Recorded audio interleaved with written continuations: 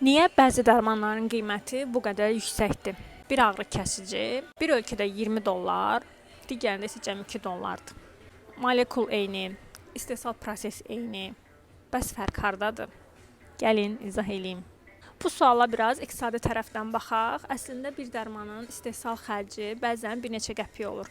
Amma bir dərmanın bazara çıxması üçün sərf olunan müddət təxminən 10-15 il, ona yatırılan investisiya isə 2 milyard dollardan çox olur. Bütün bu rəqəmlər Harvard və OECD-nin hesabatlarında keçir. Hər yeni molekulun patentlə qorunan dövrü isə 20 ildir. Yəni 20 il müddətində həmin şirkət bazarda rəqibsiz davam eləyir və istədiyi qiyməti təyin edə bilir. Yəni biz bu yüksək qiyməti tək molekul üçün yox, həm də 20 illik intellektual mülkiyyət üçün ödəyirik.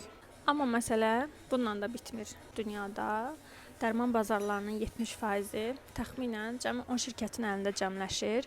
Deməkdir ki, qiymətlər tənzimlənəndə siyasət və lobbi gücü ilə formalaşdırılır, bazar qaydaları ilə yox. Amerika dünyanın ən bahalı dərmanlar satıldığı ölkədir, çünki burada dərman qiymətlərinə dövlət müdaxilə eləmir. Avropada isə vəziyyət biraz fərqlidir. Məsələn, Norveç, Almaniya, Fransa kimi ölkələrdə dərman qiymətləri Health Technology Assessment adlı sistemlə tənzimlənir, yəni dərmanın həqiqətən effektiv olub-olmadığı qiymətə təsir eləyir. Əgər təsir azdırsa, dövlət yüksək qiymət ödəməkdən imtina eləyir. Azərbaycanda isə dərman bazarlarının böyük hissəsi idxaldan asılıdır. Bu da o deməkdir ki, biz təkcə dərmana görə yox, həm də daşınmaya, valyuta dəyişikliklərinə və vasitəçilərə pul ödəyirik. Bu kiçik bazarlar üçün əslində normal bir haldır, amma sosial baxımdan təbii ki, çox böyük çətinliklər yaradır. Dünya Bankının məlumatlarına görə inkişaf eləməkdə olan ölkələrdə əhalinin %25-i dərmanları almaq üçün öz gündəlik ehtiyaclarından imtina eləyirlər.